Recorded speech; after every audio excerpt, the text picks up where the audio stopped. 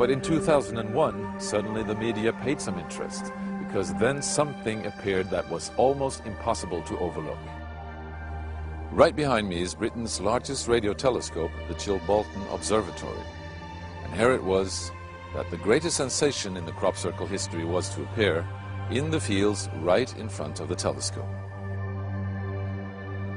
On the morning of 14th of August 2001, a formation was discovered which was different from any other previously seen.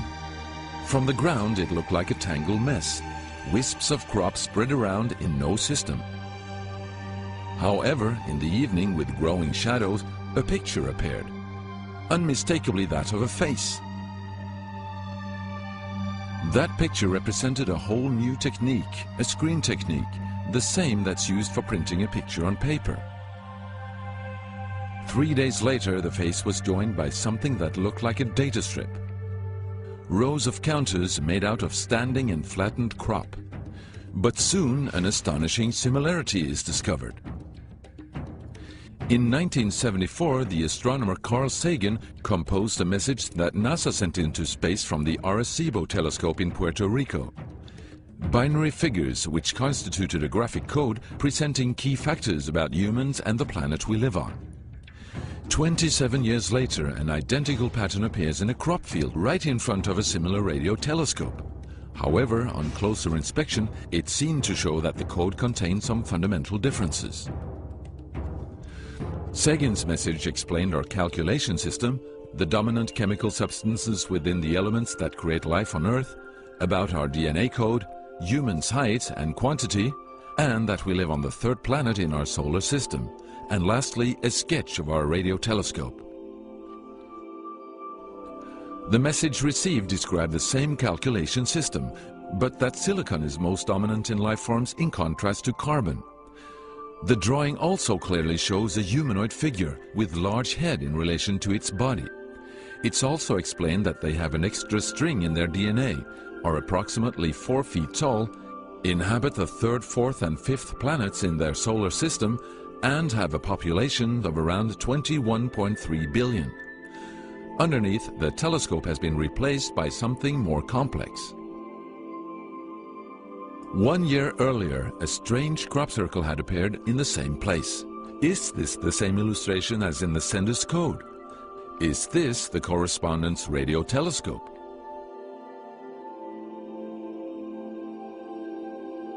If this is not an extremely clever and well-calculated joke conducted by humans, is it a serious response from an alien civilization? The Chibolton crop formations really gave new life to the speculations of who is behind this. Is it aliens? Where do they come from? And what is their purpose of this type of communication? The following year, very nearly on the same day, a new picture appears that gives new force to the alien theory, this time in Crabwud, near the town of Winchester in Hampshire. Once again we see a face, but this time there is an unmistakable resemblance to something extraterrestrial. The picture also contains a print, somewhat similar to that of a CD, with something that appears to be a coded message. This formation also has a new type of design, this time with horizontal line patterns of variable thickness, similar to that of a TV picture. The message on the disc is similar to a spiral band built up of many boxes. But data expert Paul Weige manages to decipher the message. And I had to enlarge the disc quite substantially on the computer and run some image analysis over it to make it clear so that I could see what was a standing tuft and what was flattened. And while I was doing this, I noticed that every so often there was almost a mistake in the diagram. It was like there was a tuft, where the little square tuft, it had done sort of half size. I thought that was a bit odd, and it seemed fairly regular. I was going round, and I sort of counted up, and it was sort of literally every sort of 8 bytes or whatever, and I thought, oh, 8 bytes, and yeah, from computer side, is obviously some sort of binary code. So then I did the straightforward thing, I just converted it into ASCII, which is the standard sort of computer language that you encode the alphabet in.